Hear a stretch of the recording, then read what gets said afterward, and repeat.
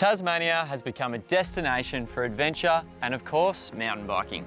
We're here in Penguin at the Cradle Coast Mountain Bike Club to delve into the minds of the speed demons of the bush. Slice the oranges, rub in the deep heat, and strap yourself in for a great sports story. Welcome to 1 week at a time.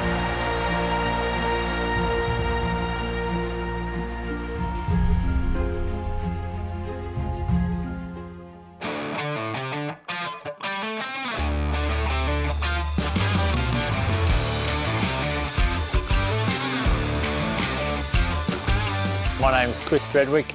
I'm Vice President of the Cradle Coast Mountain Bike Club and also involved with all the trail maintenance that goes on with the club. Talk about, in Tasmania, the culture in mountain biking. If you're keen into mountain biking, you'll know Tassie's a bit of a destination for mountain biking these days. Kind of kicked off with Derby, getting the trails started in there. Derby became a big booming success, and since then a lot of other areas that had small little mountain biking areas have expanded. It's given councils confidence to spend the money and get federal and state funding for grants, and now Tassie's got several national class locations for mountain biking around the state. You're big on the trail advocacy and sort of maintaining the trail. Do you want to talk about your passion in that space? It gives people appreciation of nature when you're out in the bush and you really appreciate the bush, and then it's something you're going to want to protect in the future. It's good to get kids off screen time and get them out riding, keeps everyone fit. I just like to see more trails getting out there, and also it's a good tourism thing too, so bring people around the state to come visit. When you think about the best mountain bikers you've seen in your time, do any specific names come to mind? Yeah, we've probably got a few good riders around the state. Harvey Lee, he's one of our young guys lives up the back of Sheffield. He's been over and done some top-level World Enduro Series racing. We've got Jacob Langham, he's a local from Penguin. He does a bit of everything these days, but he does a bit more into the road racing and gravel racing. He's raced at a international level. Yeah, we've got some really good riders around the state. The town of Penguin, we went through it today and it's a beautiful place. Do you want to just give a bit of a snapshot of what you've seen moving to Penguin? It's a nice little town. They've done a great job of all the waterfront area. There's now a cycle path that'll take you out towards Burnie and eventually all the way along the northwest coast. And there's nice beaches along there. The waterfront's got nice shops. Penguin Beer Co's a great place to go and visit. But then it's on the doorstep of the Dial Range, so there's all that outdoor activity and bush and natural value sort of space out there as well. So yeah, it's a top little spot.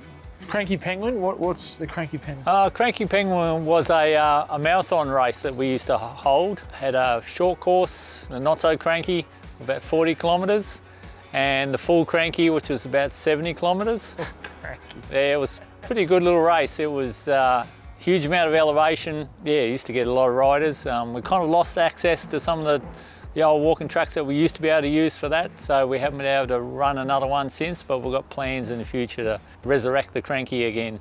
So the Iron Tour event seems, from the outsider point of view, riding for 24 hours, absolute crazy.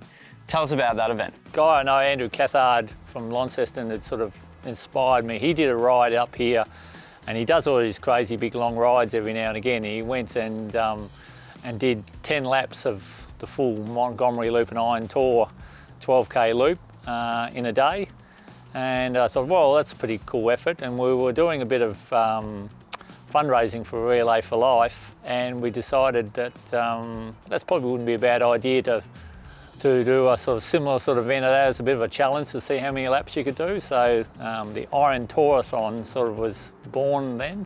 One we're going to have this weekend is now going to be a club fundraiser.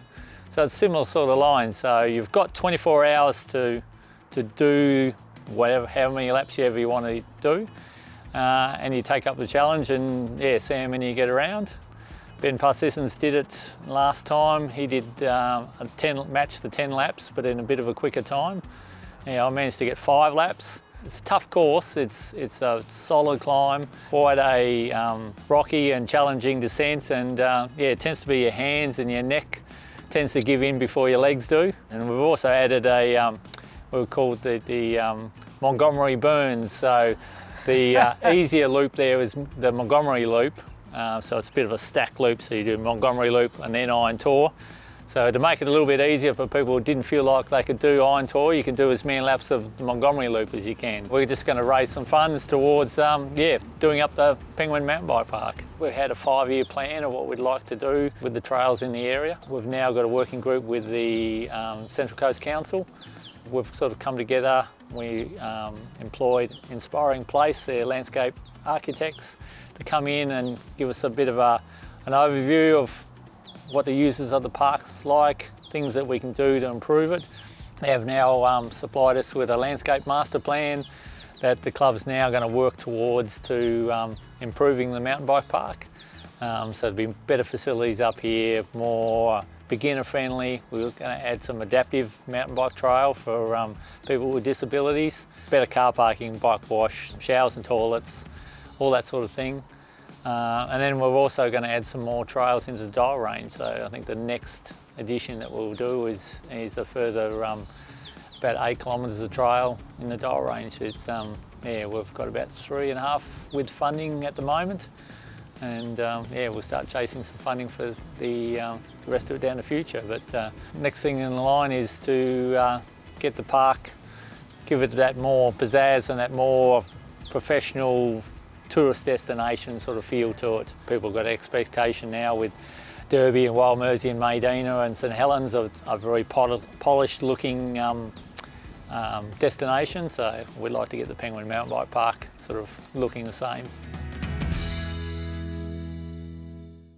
The Cradle Coast Mountain Biking Club story is proudly brought to you by Aussie Broadband's Helping Communities Connect program. An easy way to save money for your club with a discounted internet connection thanks to Aussie's award-winning network and access to other fundraising opportunities. Apply by simply searching Helping Communities Connect on the Aussie Broadband website and sign up today.